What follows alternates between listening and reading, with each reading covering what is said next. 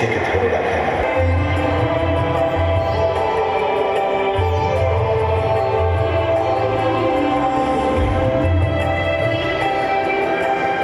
বন্ধনে সমস্ত প্রকার ভেষজ এবং 14 প্রকার রত্ন উদ্ধৃত হয়।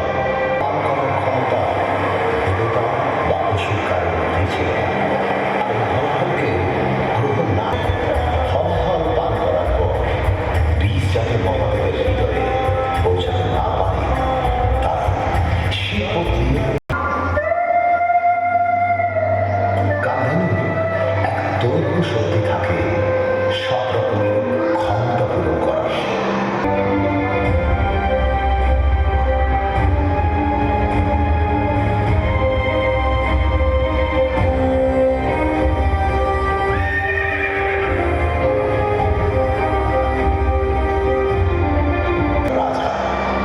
অসুররাজ বলি উচ্চশ্রবাকে নিজের কাছে রেখে দেন।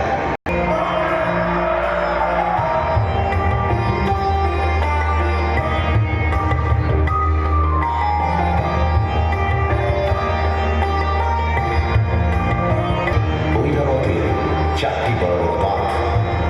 ঐরাবত হাতি কৈলাস পর্বতের থেকেও বেশি উজ্জ্বল।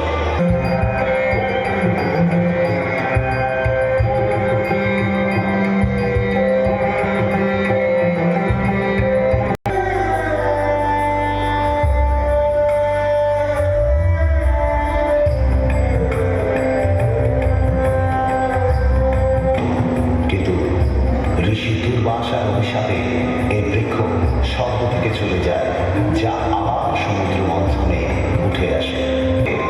সপ্তম রত্ন হল রম্ভা অপ্সরা।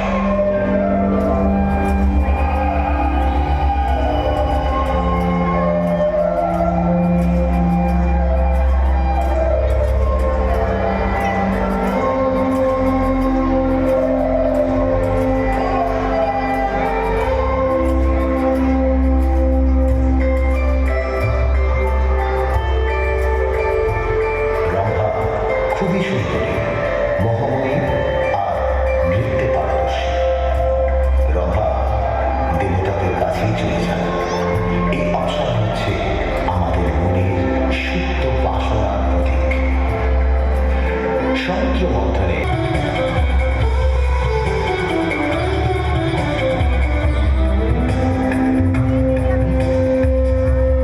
এবং ঐশ্বর্যের প্রতীক দেবী লক্ষ্মী ভগবান বিষ্ণুকে বরণ করেন।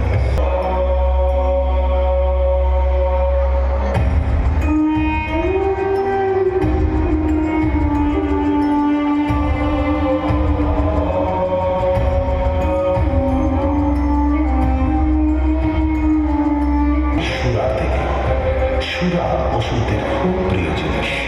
অসুররা এনাকে দেখে নিজের লোভ সামলাতে পারেন না, তাই এক প্রকার জোর করে অসুররা তাকে হস্তগত করেন, অর্থাৎ চাপ।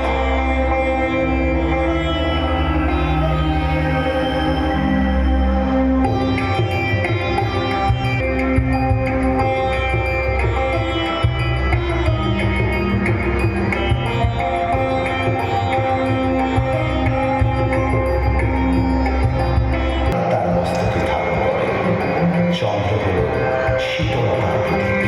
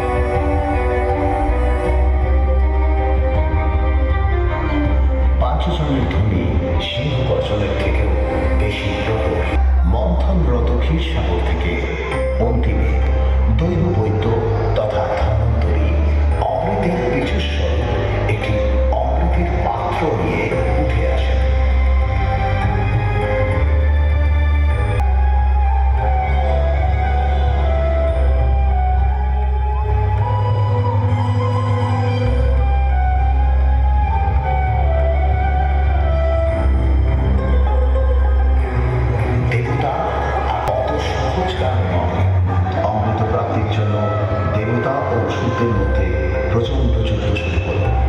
এই পরিস্থিতিতে বিষ্ণু লাবণ্য দিয়ে অসুরদের অমৃতের প্রতি মনোযোগ নষ্ট করে দেন। একই সাথে ছলনার আশ্রয়ে তাদের সামনে থেকে অমৃতের পাত্রটি নিজ হস্তগত করে দেবতাদের মধ্যে অমৃত বিতরণ শুরু করে। না পেরে তাকেও অমৃত প্রদান করেন।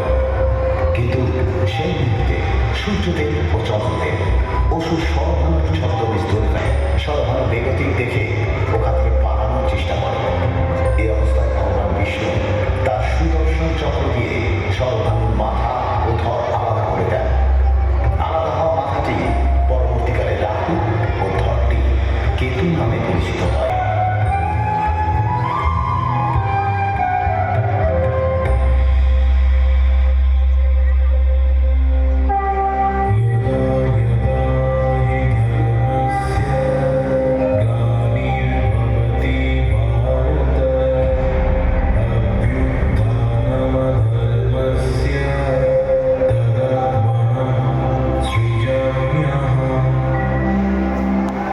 জীবনে আমাদের অনেক পরীক্ষার মধ্যে দিয়ে যেতে হয়।